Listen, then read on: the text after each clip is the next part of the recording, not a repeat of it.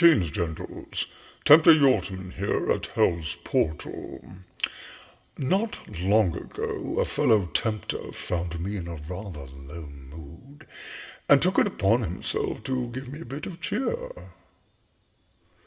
"How lucky are you?" he said. He has been stationed in the Russo-European sector for the last few centuries. "You and your patient have front-row seats to greatest show on earth." "What do you mean by that?"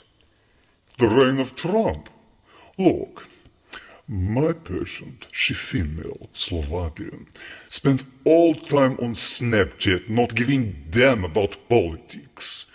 But yours is American, yeah? Follow politics, which puts you right in the middle of it.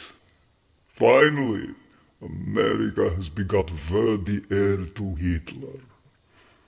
Trump is their Hitler."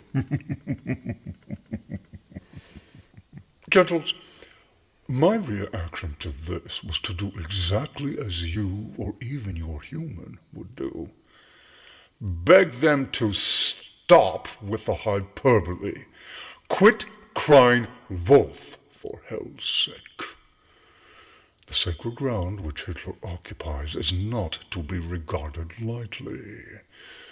After all, he is the secular rendering of our Father below, is he not? And anyways, we've seen it all before.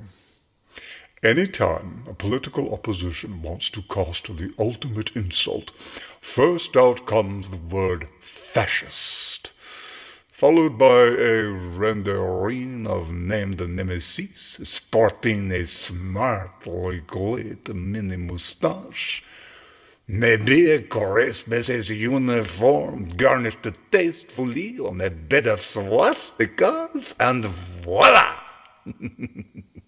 Bush, Merkel, Putin, Obama, Erdogan, Clinton, I mean, it's practically a tradition. So I said, what you are saying then is that this paper tiger Trump is America's incarnation of Hitler, right? And just when do you expect Muslims will be bustled into gas chambers?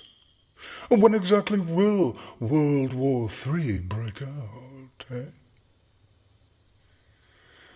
To which my colleague condescendingly replied, "Comrade, you no see forest for trees."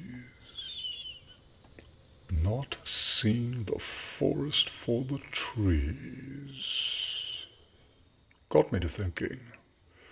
No doubt a literal attempt at drawing a parallel between the two men would go nowhere. History never repeats itself.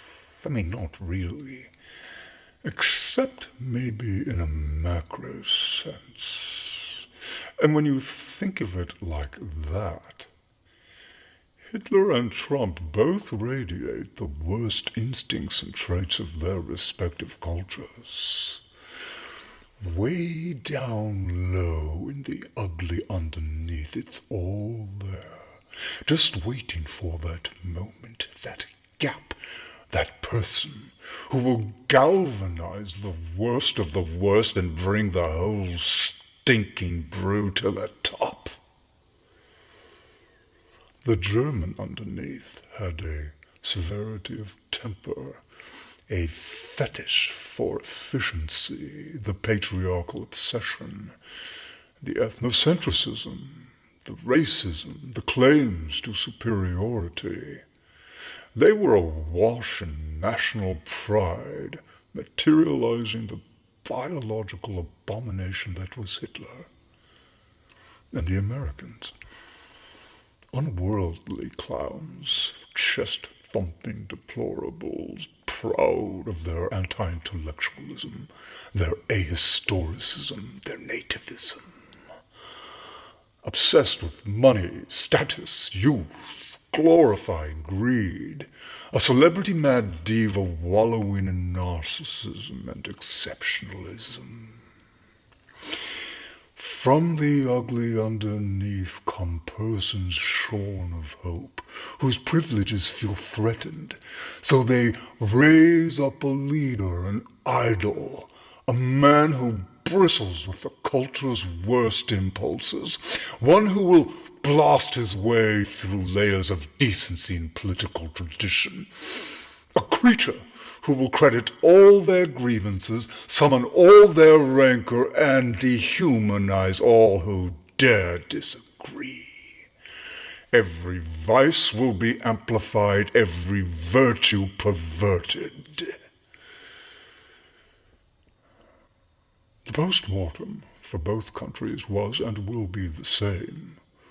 It starts with, "It can't happen here," and ends with, "How did it happen here?" From Germany's ugly underneath came Hitler. From America's came Trump. Trump is America's Hitler. But no worries. Just as Germany survived Hitler, America will weather Trump. So, in parting, I say to all my comrades, especially those stationed in America, enjoy the show, savor the view. We're making history.